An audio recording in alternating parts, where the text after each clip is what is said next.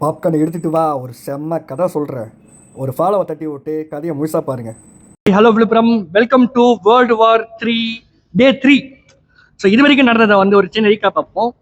Iran மேலே வந்து பார்த்தீங்கன்னா நியூக்ளியர் சைட்ஸில் வந்து பார்த்தீங்கன்னா 3 நியூக்ளியர் கிடங்குல வந்து பார்த்தீங்கன்னா அமெரிக்கா குண்டு பட்டுச்சு. ஈரான் வழக்கம் போல வந்து பார்த்தீங்கன்னா எல்லா நாடுகளும் பண்ணுற மாதிரி வந்து பார்த்தீங்கன்னா ஈரான் அது மாதிரி வந்து பார்த்தீங்கன்னா நடக்கவே இல்லை, அங்கே வந்து நியூக்ளியர் குண்டே கிடையாது அப்படின்னு சொல்லி மறுத்துருச்சு.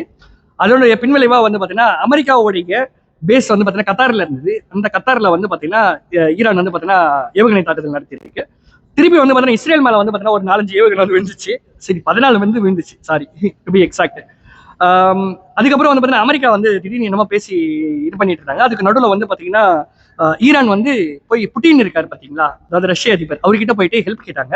அவர் வந்து இது என்னோட சண்டை இல்லைன்னு சொல்றாரு. ஒரே நல்ல விஷயம் இதுதான். காரணம் என்னன்னா, அவர் உள்ள என்ட்ரா இருந்தா கண்டிப்பா இது வேர்ல்டு வாரா கன்வெர்ட் ஆகிருக்கும். பட் அவர் வந்து இவரை புறக்கணிச்சு அனுப்பி விட்டுட்டாரு. அது நடுவில் ஏமன் உங்களுக்கு வந்து பார்த்தீங்கன்னா தெரியும், ஆட்டோமேட்டிக்காக வந்து பார்த்தீங்கன்னா ஈரானை சப்போர்ட் பண்ணிட்டு இருக்காங்க. இந்த சைடில் வந்து பார்த்தீங்கன்னா கத்தார் மேலே வந்து பார்த்தீங்கன்னா இருக்கிற ஆர்மி பேஸ்ல குண்டு போட்டதுனால கத்தார் வந்து பார்த்தீங்கன்னா இவன் ஈரானை வந்து எதிர்த்து சண்டை போடுறதுக்கு வந்து தயாராகிட்டு இருக்காங்க. அதே சமயத்தில் வந்து பார்த்தீங்கன்னா சைமல்டேனியஸா பெஹ்ரீன், அதாவது வடிவேலு சொல்லுவாரு ஷாஜாவா, இந்த பெஹ்ரீன் அவங்க வந்து பார்த்தீங்கன்னா இவங்களுக்கு கத்தாருக்கு நாங்கள் ஹெல்ப் பண்றோம் ஈரான் எதிர்த்து அப்படின்னு சொல்லிட்டு அவங்களுக்கு ஈரான் எதிர்த்து இப்ப சண்டை போட்டுட்டு இருக்காங்க. இதுக்கு நடுவில் டொனால்ட் ட்ரம்ப் வந்து பாத்தீங்கன்னா இன்னையில இருந்து 2 நாடுகளும் வந்து பாத்தீங்கன்னா சமாதானம் ஆயிடுச்சு அப்படின்னு சொல்லிட்டு ஒரு அறிவிப்பு விட்டு இருந்தாரு. சரி, இந்தியாலையும் பாகிஸ்தானையும் நடந்த மாதிரி ஒரு ஏதாவது குறுக்கல பொண்ணு ஏதாவது பேசியிருப்பாரு. நாய் பேசுறது யாருமே மதிக்க மாட்டாங்க. பட் அவனே சொல்லிப்பான், அவன் நான் தான் பஞ்சாயத்து தலைவர் அப்படின்னு சொல்லிட்டு.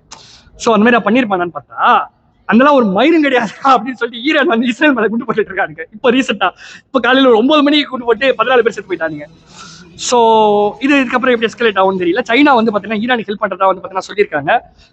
ஜிம் வந்து பாத்தீங்கன்னா, அதாவது நார்த் கொரியாவுடைய அதிபர் வந்து பாத்தீங்கன்னா இப்பெல்லாம் நியூக்ளியர் டெஸ்ட்லாம் இது பண்ணிட்டு இருக்காரு. நாங்க வந்து ஈரானுக்கு வந்து நியூக்ளியர் வார் ஹெட் கொடுக்கறது தயாரா இருக்கும் அப்படின்னு சொல்லியிருக்காரு. வார்த்தல இந்த தலை ஒன்னே தான் எதிர்பார்த்துட்டு இருக்கேன் நான் உள்ளார. இன்றைய நாள் இப்படிதான் போயிட்டு இருக்கு.